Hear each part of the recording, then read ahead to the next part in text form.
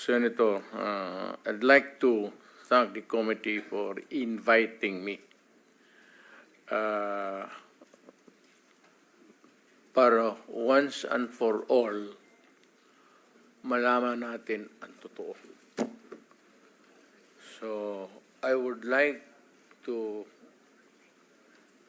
request sa inyo na huwag ninyo akong ituring president or kaibigan.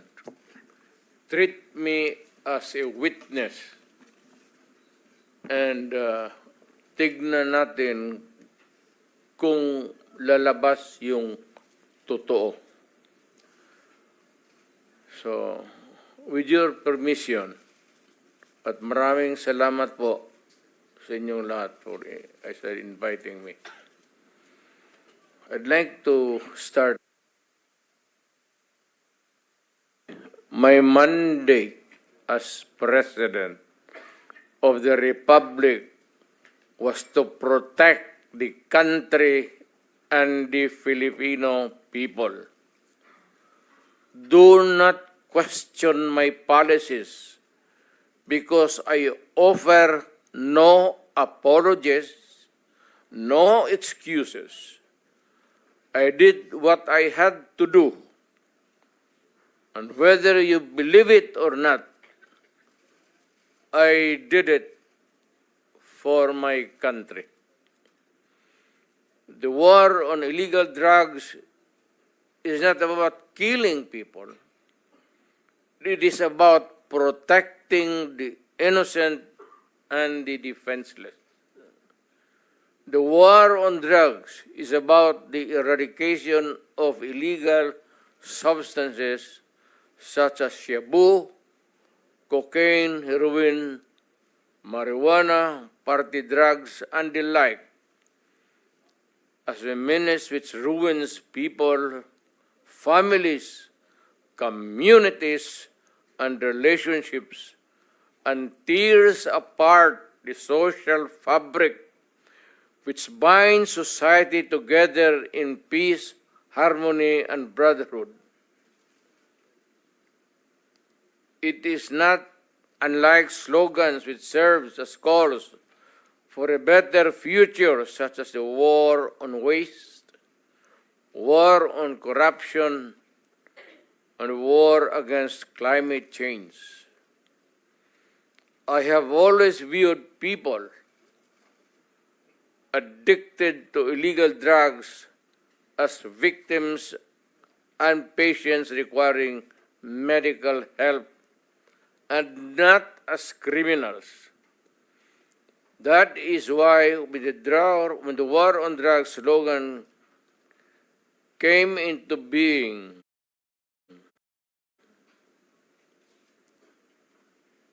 coined first as a message to the people of Davao City to stay away from illegal drugs, but at the same time, I had a drug rehabilitation facility constructed in Davao City, a city government expense, manned by Davao City government doctors, psychiatrists, nurses, and health workers, among others, to look after the complete rehabilitation of those addicted to illegal drugs.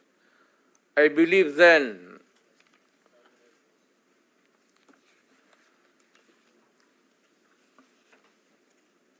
and I still believe now that rehabilitation and not fear of death or incarceration to be the key to the return of the addicted individuals back to the mainstream of a just and forgiving society.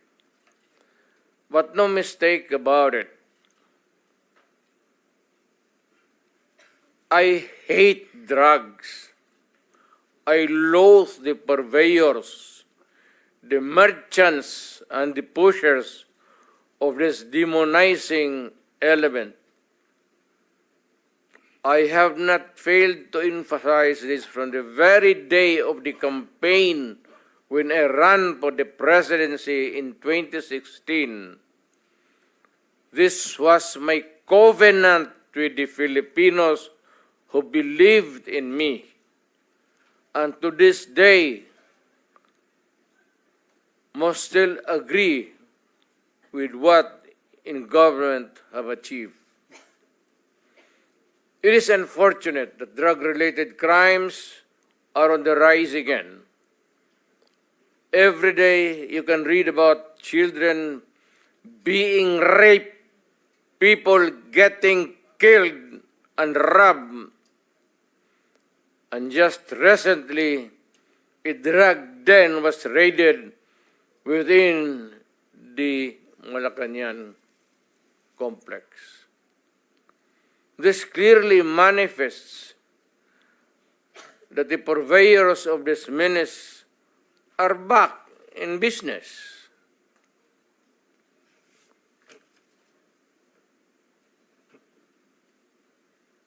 Ano? Gawin natin. The Filipinos are anxious and distressed. Self-preservation is still the first law of nature. It is instinct. It is recognized in our laws as self-defense. That is why I have always told the police authorities and operatives to be mindful of this basic law of nature.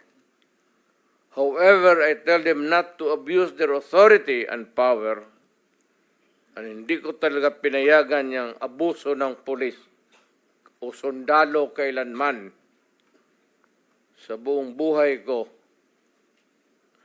and as mayor for so many years and as president, in the guise of protecting themselves.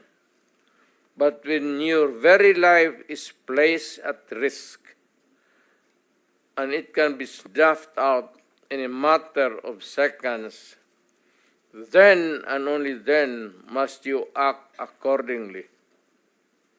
Repel the aggression only in self-defense.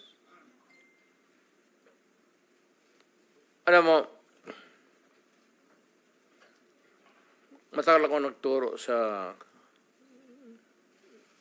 aming bayan sa Police Academy. When I was a prosecutor,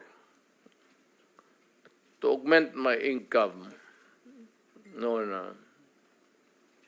bago akong kasal, nagturo ako sa pulis. Ang sinabi ko talaga sa kanila, when you are arresting a criminal, you are not supposed to request him to surrender. Rather, you have to overcome the resistance. However, pag ayaw, it's the duty of the police is to overcome the resistance kung ayaw mag-surrender. At kung may baril, at kung tingin mo, sabi ko sa mga polis doon sa academy, mamamatay ka, barilin mo. Barilin mo sa ulo. Patayin mo at least one less criminal in the community. Yun ang utos ko when I was a fiscal and I was a professor doon sa Police Academy. Yun ang turo ko sa kanila. No quarters given, no quarters asked. Criminal ito.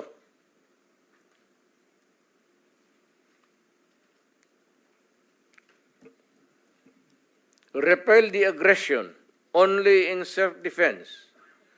Do not make orphans of your children and widows of your wives. I don't want that in my conscience. as mayor and president. Hindi ko mabigat yan sa konsensya ko.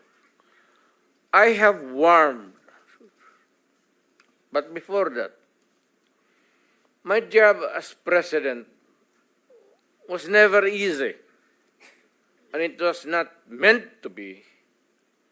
I have tried to do the best I can to address the problem of illegal drugs firmly and without compromise. For all of its successes and shortcomings, I alone take full legal responsibility sa lahat na nagawa ng mga pulis pursuant to my order. Ako ang managot. At ako ang makulong. Huwag yung pulis na sumunod sa order ko. Kawawa naman, nagtatrabaho lang. Yun ang gusto kong sabihin sa Pilipino at mabutit niyaya ninyo ako dito. Once and for all, yan ang gusto kong sabihin sa tao.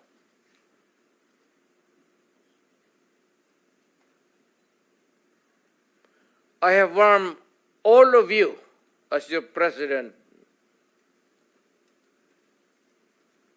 then and as a private citizen now. Drugs will destroy the Filipino. It will destroy my country, and I will never allow it.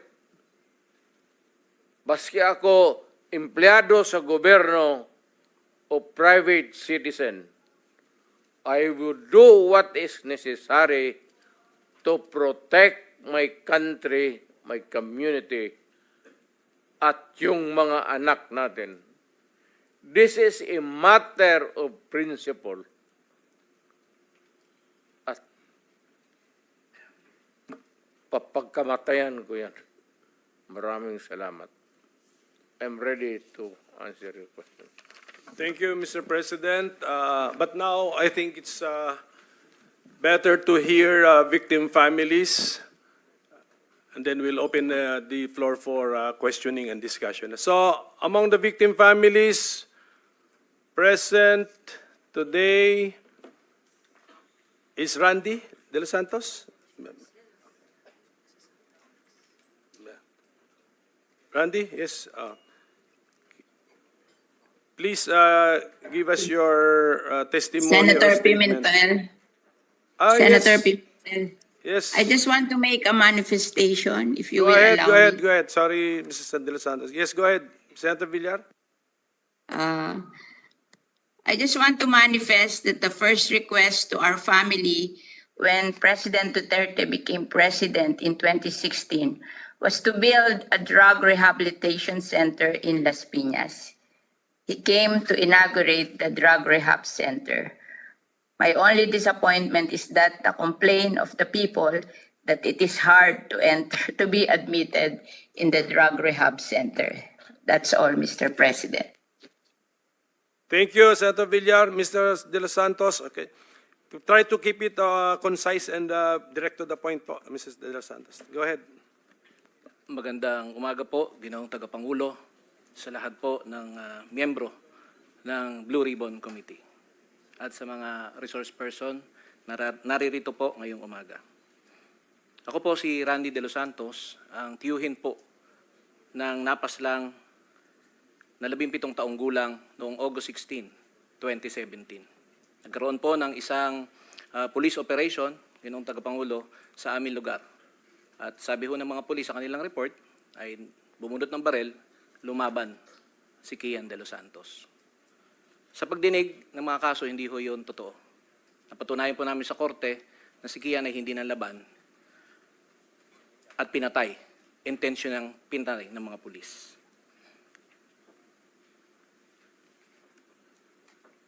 Mga ilang araw, Ginoong Tagapangulo, habang nakaburo lang aking pamangkin, naglabas po ng kasinungalingang statement ang pamunuan po ng PNP. At noon po ay pinamumunuan ng ating kagalang-galang na senador, Bato de la Rosa.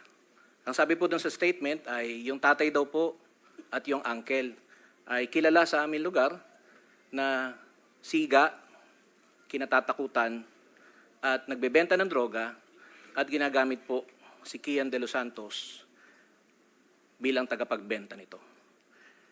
Yun ang tagapangulo, totoo po, kilala ho kami sa aming lugar, pero hindi po konektado sa illegal